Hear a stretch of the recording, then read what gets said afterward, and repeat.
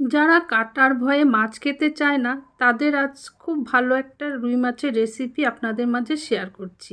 আর বাচ্চারা খুব আনন্দের সহিত খাবে। একবার এরকম বানিয়ে দেখুন, তাহলে বুঝতে পারবেন যে বাড়ির লোকের মন কত ভালো লাগবে এবং খেতে। তাহলে বন্ধুরা, আপনারা ভিডিওটি স্কিপ ছাড়া দেখুন, খুব ভালো লাগবে। 4 টুকরা আমি রুই মাছ দিয়ে এই রেসিপি করছি। কি কি দিচ্ছি আপনারা দেখতে থাকুন। আশা করি আপনারা বাড়িতে বানিয়ে ফেলতে পারবেন। আর বাড়ির যারা মাছ খেতে চায় না তারা তো খুব খুশি হবে এবং বলবে যে এরপর থেকে এরকম মাছ বানিয়ে ফেলো। নমস্কার বন্ধুরা, আজকের এই রেসিপিতে সকল বন্ধুদের জানাই স্বাগত।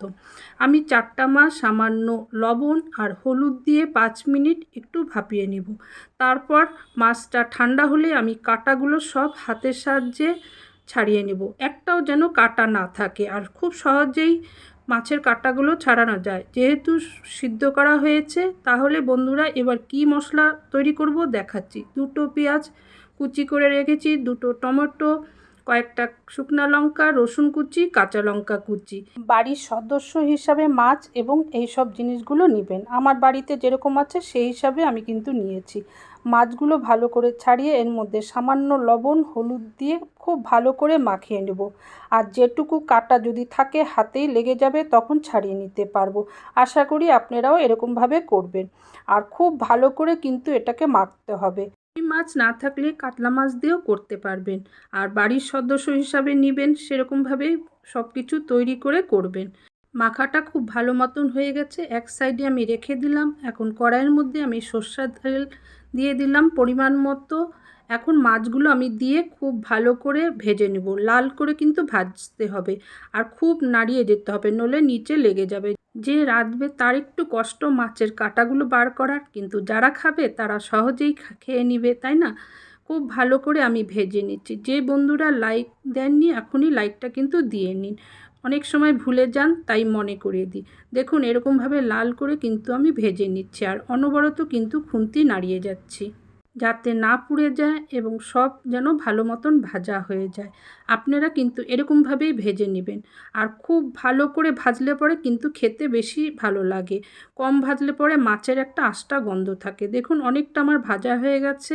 এখন আমি দিয়ে দিলাম ওই মাছের মধ্যে যেগুলো দেখিয়েছি, পেঁয়াজ টমেটো রসুন কাঁচা লঙ্কা সবগুলো দিয়ে আবার কিন্তু ভালো করে ভেজে নিচ্ছি।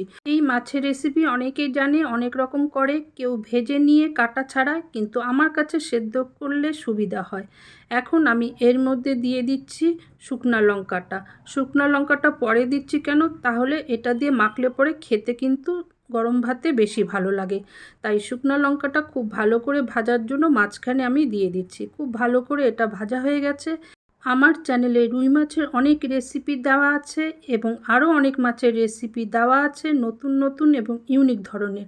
আপনারা দেখে নিতে পারেন। স্বাদ মতো লবণ হলুদ 1 চামচ লঙ্কা গুঁড়ো দিলাম। ঝালটা আপনাদের নিজের উপর। ঝালটা বেশি দিলে পরে এই মাছের রেসিপিতে কিন্তু বেশি ভালো লাগে। যেহেতু ভাত দিয়ে খাবো মেখে, তার জন্য ঝাল ঝাল হলে পরে বেশি টেস্ট লাগে। এখন অনবরত দেখুন ভেজে যাচ্ছে আর কইটুকুনি হয়ে গেল, কতখানি দেখতে লাগলো। কিন্তু অল্প দিয়ে কিন্তু এই ভাত অনেক খাওয়া যায়। আপনারা বানিয়ে খেলে বুঝতে পারবেন। খুব সুন্দর কালার এসছে, দেখলেই বুঝতে পারছেন। আমি অনেক ভুজিয়া রেসিপি দিয়েছি, ডিমের বলুন চিকেন বলুন বা মাছের বলুন। এই রেসিপিটি কিন্তু আমি প্রথমবার দিলাম। এখন দিচ্ছি লেবুর রস। লেবুর রসটা দিলে কিন্তু বেশি ভালো হয়, টক ঝাল খেতে লাগে। ধনেপাতা কুচি দিয়ে আবার অনবরত নাড়িয়ে যাচ্ছি। মাছের ভুজিয়া যারা খায় বা ভালোবাসে তারা এরকমভাবে করে খেয়ে দেখুন, খুব ভালো লাগবে। আমার ভাজা হয়ে গেছে, আমি গ্যাস বন্ধ করে অন্য পাত্রে নামিয়ে নিচ্ছি। যে সকল বন্ধুরা ইউটিউব চ্যানেল থেকে আমার আজকের মাছের ভুজিয়াটা দেখলেন, ভালো লাগলে সাবস্ক্রাইব করে দিবেন, তার সাথে বেল বটন অন করে দিবেন। এর ফলে নোটিফিকেশন যাবে, আপনারা এসে নতুন রান্না দেখে শিখে বাড়িতে বানাতে পারবেন। আপনাদের পরিচিত আত্মীয় বন্ধু বান্ধবের মাঝে শেয়ার করে দিবেন এই মাছের ভুজিয়া রেসিপিটি। কমেন্ট করবেন কেমন লাগলো আজকের এই মাছের রেসিপিটি।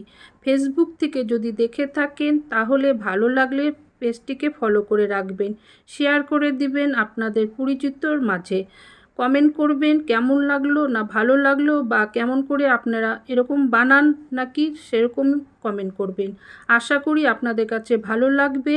আপনারা ভালো থাকুন, সুস্থ থাকুন এই কামনা করে আজকে বিদায় নিচ্ছি।